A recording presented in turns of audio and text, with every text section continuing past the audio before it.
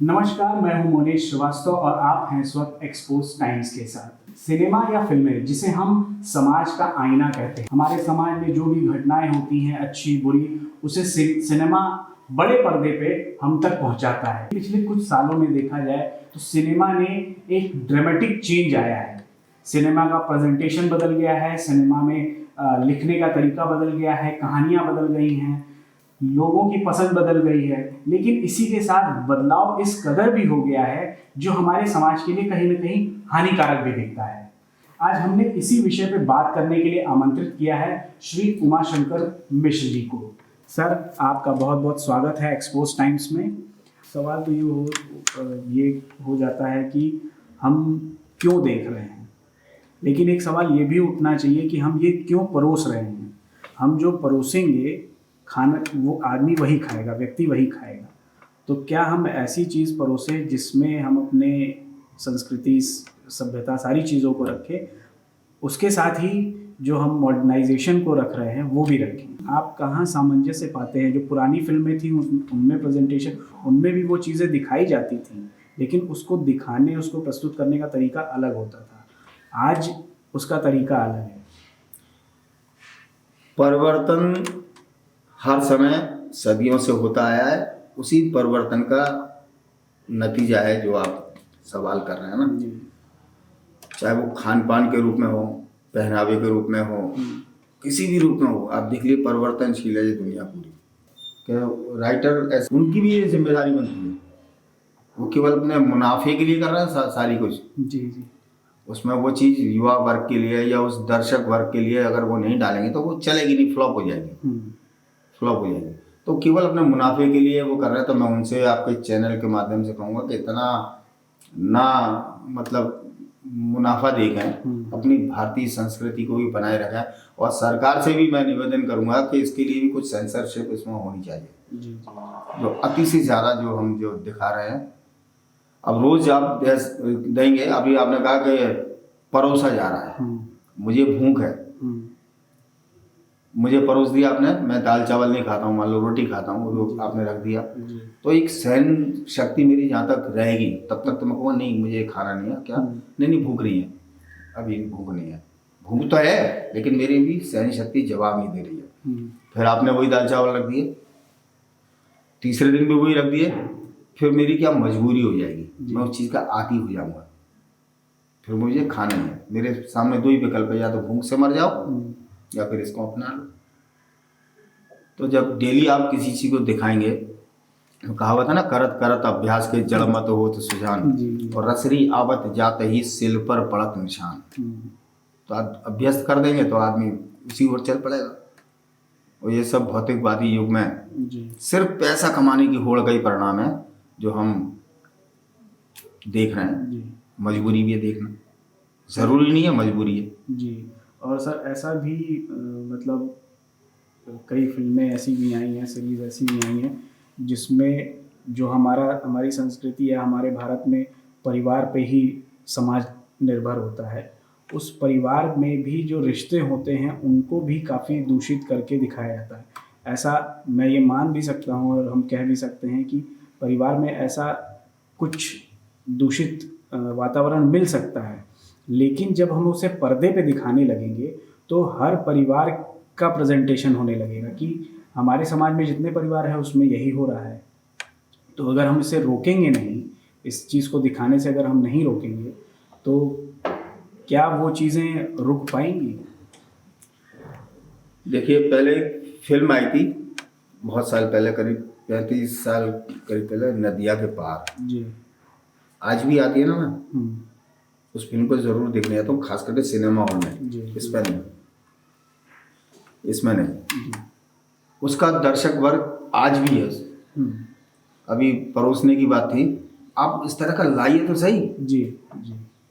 ज़रूरी नहीं कि उसमें बरगल्टी डाली जाए तभी देखेगा दर्शक वर्ग। कोई एक अच्छा सब्जेक्ट के ऊपर सामूहिक जो परिवार के साथ हम देख सकें।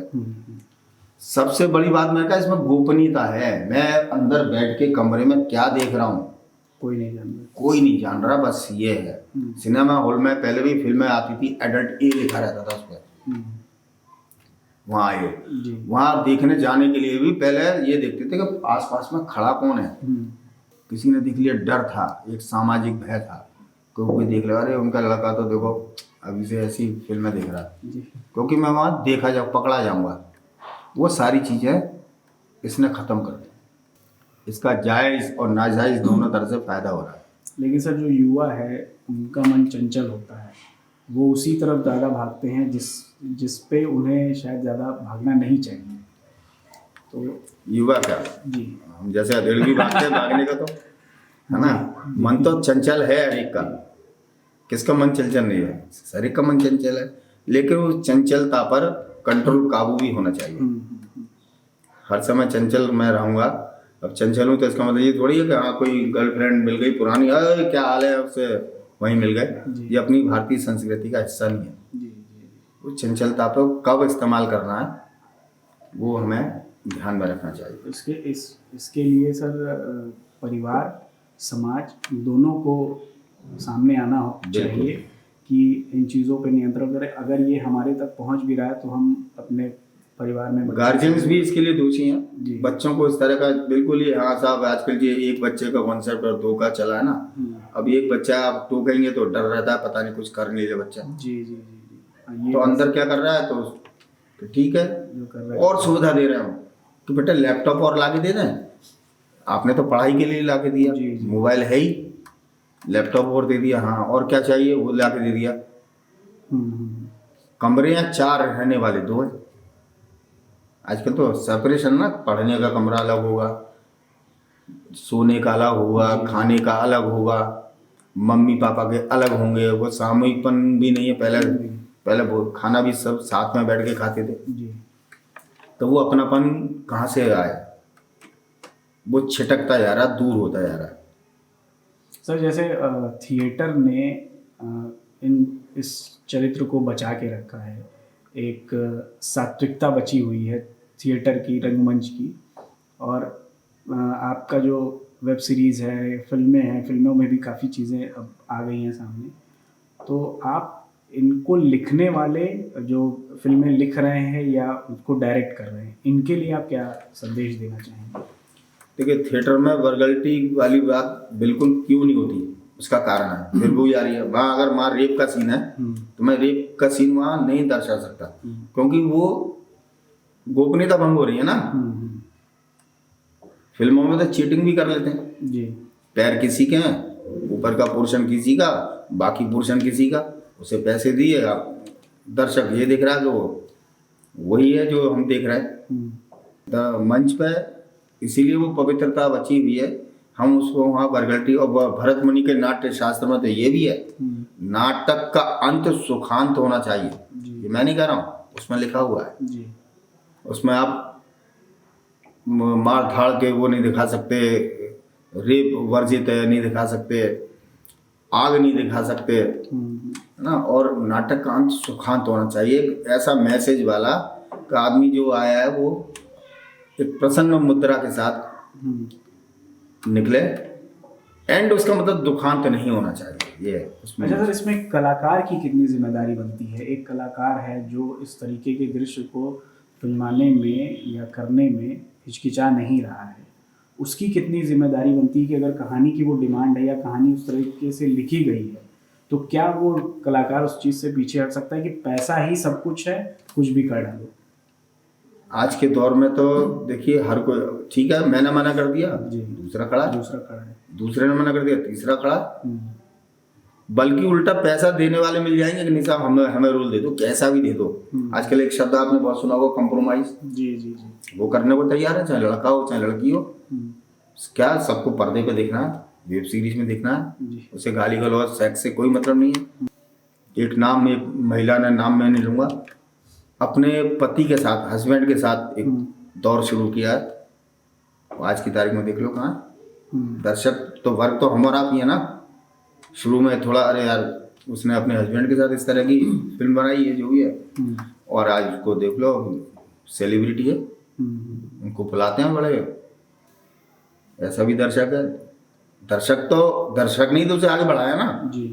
तो ये दर्शकों को भी सोचना है कि हम क्या देखें, बच्चों को क्या दिखाएं, लेकिन सिनेमा हॉल में तो वो पॉसिबल है, जाके देखेंगे हम्म, नदिया के पार या कोई भी फिल्म शोले, उसमें पहले फिल्मों में ये केवल कौन सा डांस बोलते हैं, बैले टाइप या वो डाला जाता था, केवल इसलिए कि हाँ बस उसी में लोग सीटियाँ बजाया जाते थे, कैबरे टाइप उलाला, हाँ मनोरंजन, उसके लिए इस तरह का कैबरे डांस बस एक जरूर होता था कहीं ना कहीं इधर उधर। जी।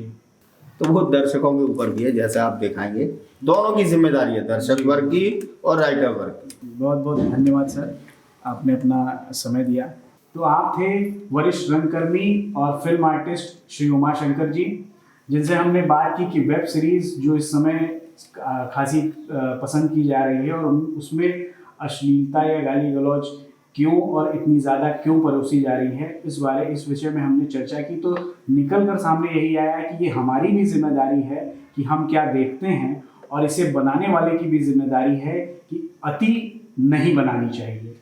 अगले एपिसोड में हम फिर मिलेंगे, तब तक के लिए धन्यवाद, नमस्कार, जय हिंद।